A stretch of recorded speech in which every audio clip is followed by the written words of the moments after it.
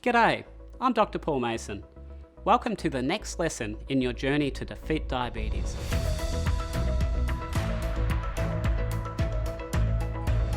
In this lesson, we're going to talk about the different ways to track your health. It might be an idea to get a copy of your latest blood test results from your doctor to give you a baseline before starting the program. You should also let your doctor know that you're starting this program, as you may need to change the doses of some medications you take as you regain your health. A key marker used to monitor diabetes is a blood test called Hemoglobin A1c, or HbA1c for short. This indicates your average blood glucose level over the last 6 or 8 weeks and can improve dramatically on the Defeat Diabetes program.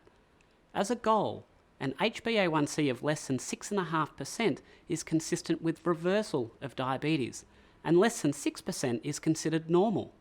Another tool to track your blood sugar level is something called a continuous glucose monitor. Now, these are quite new technology, but very simple to use and very powerful. These can provide around-the-clock blood glucose readings in near real time without the need to prick your finger. By providing you with immediate feedback on the response of your blood sugar to what you eat, you can readily identify problem foods. If you'd like to explore this further, check out our resources on continuous glucose monitors, including how to access one. As for cholesterol, I often see patients who are concerned about their LDL levels, but this doesn't match the science. You see, while doctors like me have been warning people about high LDL levels for years, scientific research doesn't support this. In actual fact, it appears that people with higher LDL levels actually tend to live longer. So rather than excessively worrying about your LDL, there are much better things you can be looking at. So the next time you get a cholesterol test, instead pay attention to your triglycerides, because high triglycerides are reliably associated with an increased risk of heart disease, and they tend to go down on low-carb diets. HDL cholesterol is another good marker, with higher being better. Again, low-carb diets lead to an increase in HDL levels. So if you see your triglycerides going down and your HDL going up on the Defeat Diabetes program, know that you're actually getting healthier.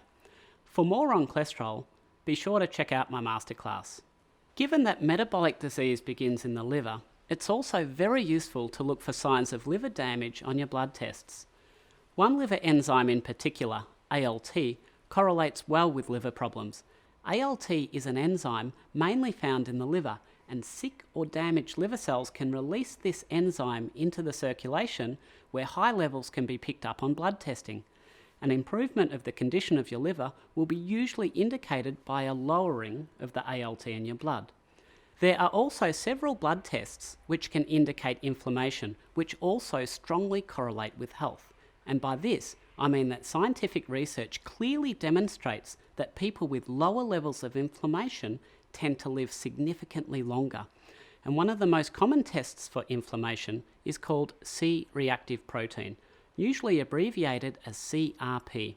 And if you see your CRP reducing over time, then it's an excellent indication that you're heading in the right direction. Now, just a quick one about the reference ranges provided next to blood test results. You might think that if your results fall within the ranges provided, that you have nothing to worry about. In actual fact, these ranges are often excessively generous and often do not reflect values consistent with optimal health. And this is true of both ALT and CRP, which I've just mentioned. In fact, your goal should be to have an ALT of under 20 and a CRP of less than 1. There's also another investigation that's very useful for assessing your heart health that isn't a blood test. It's a CT scan of your heart, which can measure the amount of calcification in the arteries of your heart. This is called a coronary artery calcium score and can provide a very good indication of your risk of heart disease. If you're interested in this test, consider discussing it with your doctor, especially if you have a family history of heart disease. And there's also other health markers that you can use to track your progress, which don't require you to visit your doctor. By far, the simplest of these is measuring your abdominal circumference. Lying on your back, simply wrap a tape measure around your stomach at the level of your belly button, and it should be less than 94 centimetres if you're a male and less than 80 centimetres if you're female, though if you're Asian, the goal circumference may be even lower.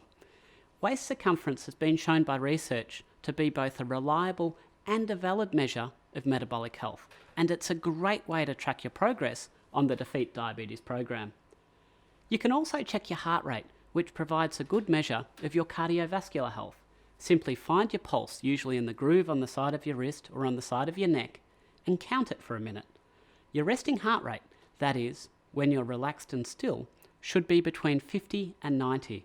Even better, it might be between about 50 and 70, with an Australian study finding that resting heart rates less than 70 are associated with a reduced chance of dying from a heart attack.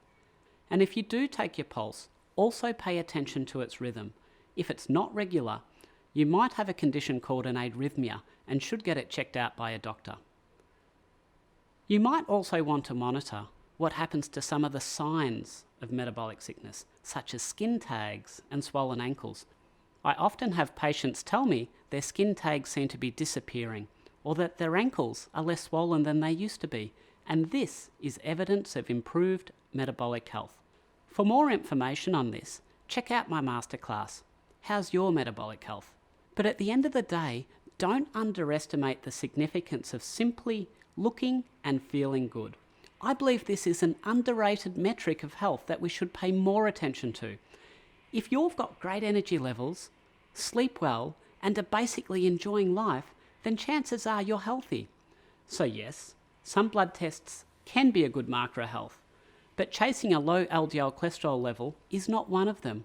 So be sure to pay attention to which specific values your GP is looking at on your blood tests.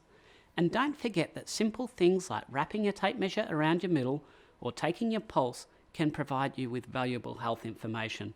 Pay attention to things like skin tags and swelling of your ankles.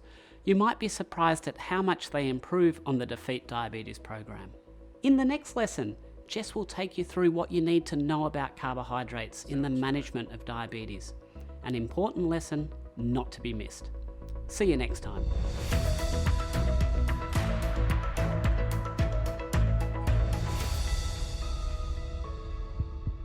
Soundstripe.